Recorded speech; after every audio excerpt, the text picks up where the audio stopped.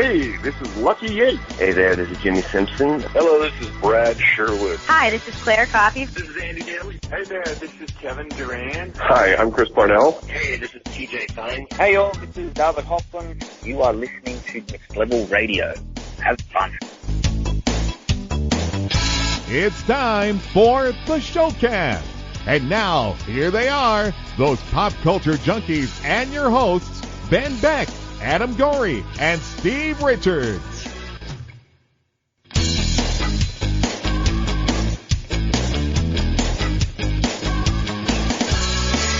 Welcome into another Showcast Spotlight here on Next Level Radio Podcast Network. I am Adam Gorey, and co-host today is Steve Richards. Ben is off doing Ben things. I'm not really sure what he's doing, but make sure you go ahead and check out the other podcasts on the Next Level Radio Podcast Network at nextlevelradioonline.com. And also, you can read Steve's review of Fantastic Beasts and Where to Find Them, the new J.K. Rowling film that's coming out this weekend. So, Steve, I think you did another one, didn't you, before we start?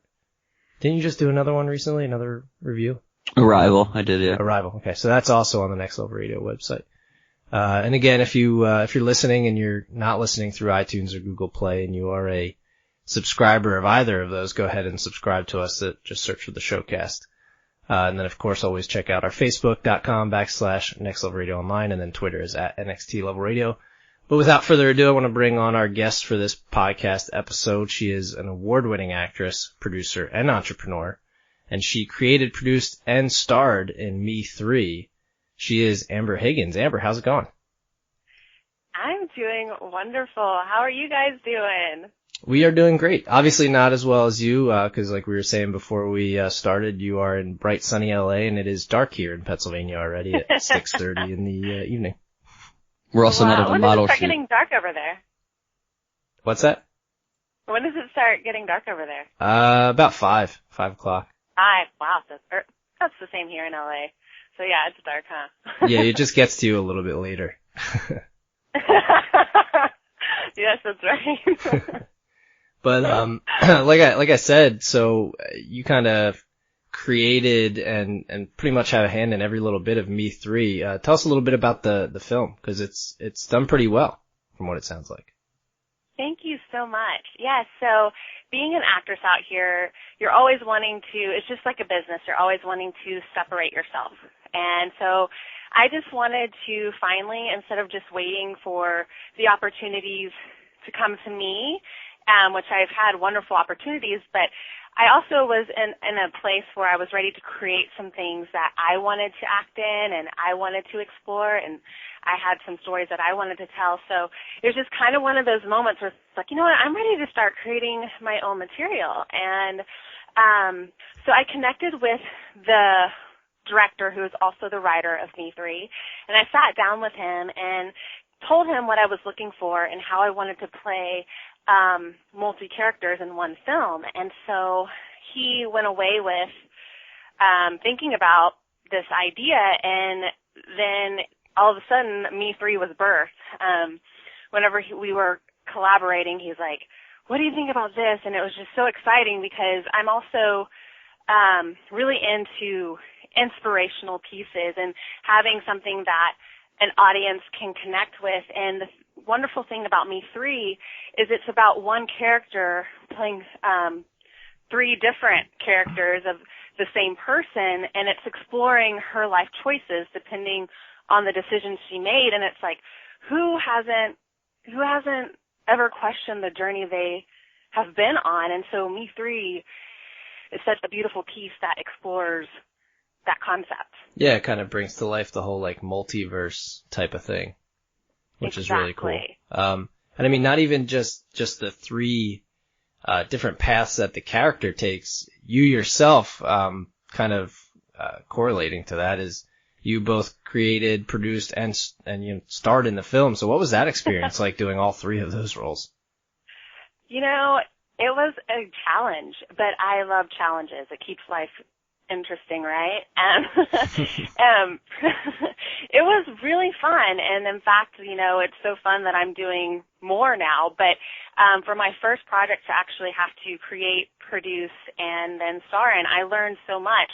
It was so beautiful.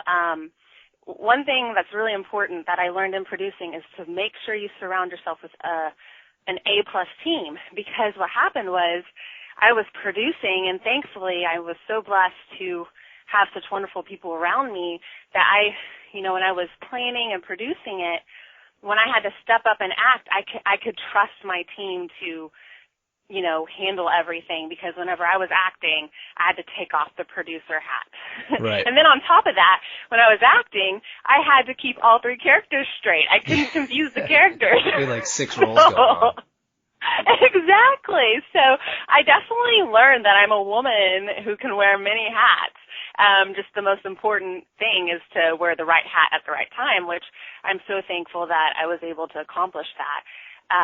But it was definitely interesting and a challenge, but I love all three, because as much as I am an artist, I'm also a businesswoman, and I love that I can play both roles, because it really fulfills me, Right. So tell us about 10-4 Films, which is your company, which was also involved with Me3, because you're involved as a pretty high up. You mentioned you were a producer, so I assume that was through 10-4 Films, and just kind of a backworking into what all that goes into, because we don't talk to too many people that are in the back end of a film production company. Yes, absolutely. Yes, 10-4 is a production company, and we really focus on stories that are inspirational stories that the audience can connect with. And that's why whenever you hear 10-4, it's 10-4 good buddy, it's like message receive. And so our vision and mission is to create material, just like Me3, that the audience can sit there and be like, wow, I am inspired in some sort of way, or I can go leaving this film feeling challenged, or people who ever watch it feel like they're watching an intriguing message. And so that is our goal as we are building out 10-4, is creating more material to do just that. And so it's really awesome to have your own production company, because then you can control what you want to work on, and you can put out there what you want to put out there. And so our goal is to do just that, and to give the most high quality and best message we can, so that people like you can enjoy it. Yeah, the high quality and best message thing is interesting, because obviously not all Hollywood movies and not everything out in LA takes that approach, for lack of a better term. But so what was the I guess the inspiration behind starting this whole thing? Because it sounds like you had a bigger idea in mind. Like, you're doing it through a production company, but it sounds like you have a bigger outreach and a bigger idea that you had in mind as an inspiration for it.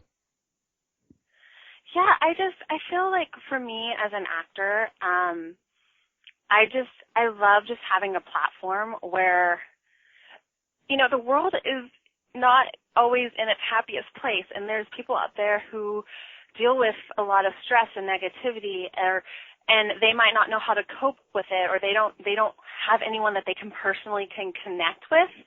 And so I feel like with 10-4, and with me going out and doing things, like it's a platform that I can create material that people can walk away and be like, wow, like that was a time that I could either escape, or, hey, I can relate with that character. There's never been anyone who really understands me, but she understands me, and I saw how she got through it.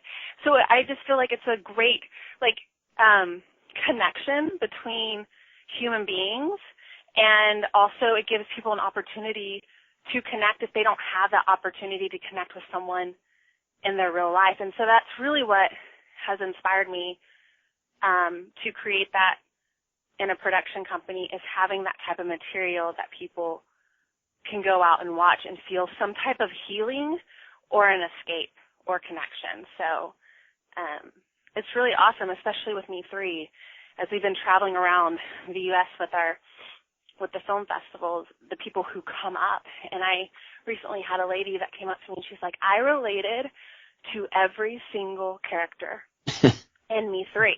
And she's like, I'm trying to not cry when I talk to you about this, because every single character I related to in life. And it was all I can do to not start bawling. And it seemed like that was the first time that she had a connection in her life, and it brought awareness to where even she is right now. And that's the most beautiful thing, is to be able to help other human beings. It's almost like a charity, but not a charity. You know what I mean? Well, it's cool. I mean, with acting, you're not in front of an audience, so you don't get that payoff. But when you hear somebody kind of say something like that, that's kind of the payoff. Exactly. And that's, for those type of responses, that's why I do it. And if Me3 just impacted one person, just like that, I did my job. Yeah, exactly. And I accomplished everything that I needed to in that film, to be able to bring someone that type of healing just by watching a film. Isn't that awesome? Yeah, it is. And I'm glad that we're kind of getting into inspiration while also talking about Me3, because I heard you say that you had the inspiration and desire to play a multi-character role. So I have no idea where that comes from. So I'm pretty interested in your personality and how that works, because I don't know that most people would like to wear 6 hats while making a movie. Well, it's interesting because in Hollywood, when you are an actor, you don't have any control when you book something, when you're going to get your material, if you're going to like the material, is it going to be the quality that you want to showcase yourself. And so like I said, acting's like a business. So as my businesswoman hat came on, it's like, I need to create something where I can show this range, this emotional depth that I have. And it would be really cool if I could do it all at once. Just knock it all out one time. Knock it all out at one time. And what's funny is what inspired it to become a film, because at first it was just going to be reel material just to have on my, to just add to my reel, because as an actor you always want to be updating your reel and showing like where you're at, because you're always growing, you're always evolving as an artist. Like, I'm always going to be perfecting my craft until the day that I die. It's just what we're supposed to do as artists. And so I wanted to create a film that could showcase many of my emotions in different ways. And so at first it was just going to start as just, hey, let's just do 3 different scenes of these characters. And then I had recently just done a film that won $15,000 in a film festival. And so that's when, again, the businesswoman in me was like, hey, why don't we just create a film and then maybe we'll win some money, and then I can so it all started out as just wanting to build my reel, and then putting it in one film because it would be cheaper to do it all at once, and then it being something that people can connect with, and that's how it was birthed. That's pretty cool. I mean, obviously, you did something right. You won a bunch of Best Actress awards at a bunch of different film festivals, including a few that have just a whole bunch of initials in them. What was that kind of like, getting not only successfully creating something like this, obviously not by yourself, but kind of being the forefront of it, and then getting not only, the stories of people coming up to you, but getting the payoff of actually winning some awards to kind of go with it? I feel just completely humbled and blessed to be able to pull that off and then come around. I mean, it took a while. It was a long process to complete, because this Me3 is a short film, and to be able to make sense of 3 different characters and people to walk away feeling inspired was not an easy thing to do. And so having the blood, sweat, and tears to now people receiving it and loving it, and now I'm being recognized for my work, it's just really a blessing. And I'm just really grateful to be able to do what I love and impact the world by doing it. And then, people recognizing the hard work that I put into it, because it is a lot of hard work. And the thing is people just see Hollywood as, ta-da, here's the film, ta-da, here's the awards, but they don't realize it's not that glamorous behind the scenes, like covering all your bases and making a film go. Like, making film is like running a company, you know, and every film you do, it's just running a whole nother company and then hoping that it is successful. And so, honestly, I'm just really grateful that I have this opportunity to receive recognition, and I'm like soaking in it right now, because you never know when it will come back around. Yeah, well, I mean, you also did the short horror film "Do Not Disturb," and Halloween was just passing by. But is it true that it's actually going to be turned into a feature length? It is. It's going to be turned into a feature length, and people just love that film because it's very unique. And so right now he's raising the funds, and he already has the feature script, everything ready. So we're just waiting on the funds to come in, and we're going to get that rolling. Perfect. Well, yeah, we'll have to keep an eye out for when that's kind of going into gear and get you back on when that comes on. But kind of growing up and getting into acting, you actually kind of got your start as a model, right? I mean, was there any kind of negative stereotype that came along with that when you just, decided to try and transition into acting? Yes. I mean, kind of, sort of. I experienced it. You can be honest. You can be honest. Stories, please. Yeah, I was going to say. There's something there. Yes. I mean, because then people, but I loved it. This is what the thing about it. The negative comments that came here and there were a lot about, well, you have to actually learn how to act. You can't just look pretty.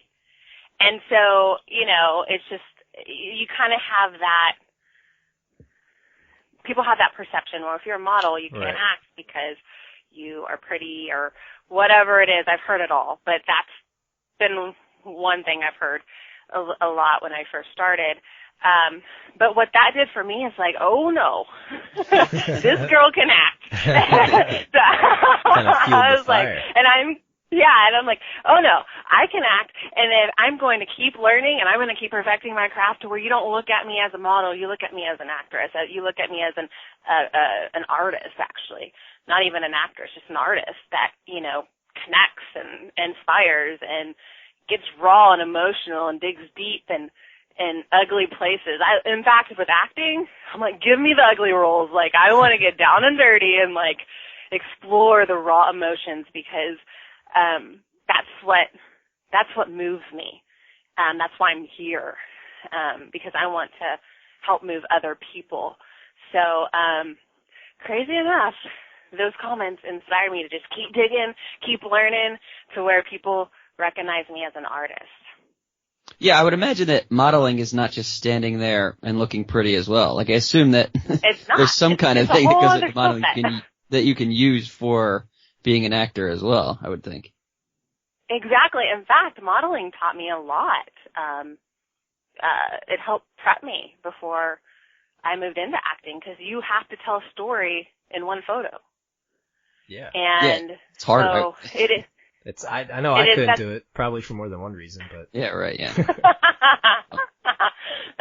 That's funny. But yeah, you have to, it's a skill set. You have to tell the story and either in the emotion or what you're selling.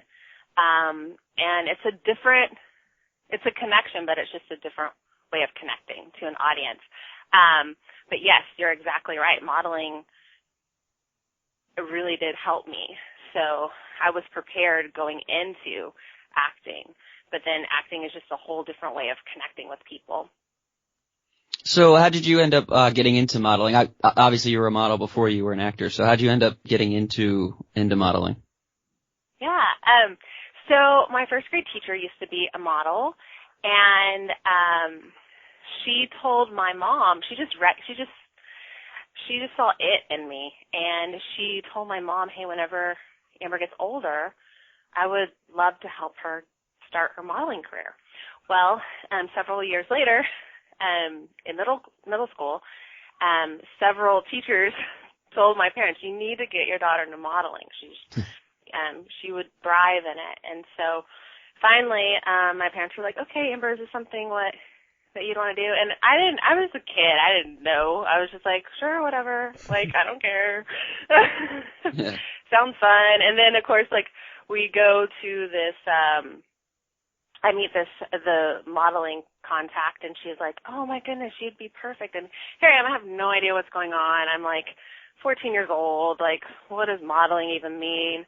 But she just saw it in me, and so, she connected me with this gentleman that, wanted me to come to his, conference where you can meet like several different agents and so I went to Dallas. I lived in Abilene, Texas at the time, which was 3 hours from Dallas. That's where all the modeling was in Texas. And I went for my first time, and it's like this conference full of like thousands of like beautiful people. So I walk in, and I'm just like, am I in the right place? Because it's just like 14-year-old, like there's all these like really pretty people, and I don't know what I'm doing here. This is all new for me. So I was like a deer in the headlights. But what's funny is I do the conference. We do like runway walks, and then like we have print photos that are voted. But at the end of the conference, I won overall junior female model out of like 1,500 other girls. Wow. And so I brought home like this huge trophy, and then I met with like 20 different agents, and I was the one person who had the most callbacks to meet with agents. I met with agents from Texas, Los Angeles, New York, and that's where I found my agent. And then after that, the rest is history. So I literally just went in not knowing what I was getting myself into, and then bam, here's like a trophy, and bam, here's your agent, and you're like, hey, this modeling thing's pretty easy. Yeah, really. I know. All I have to do is show up. That's awesome. Yeah, I was gonna say you didn't sound like you were very confident, but then at the end of the day, you had no reason not to be because you won everything.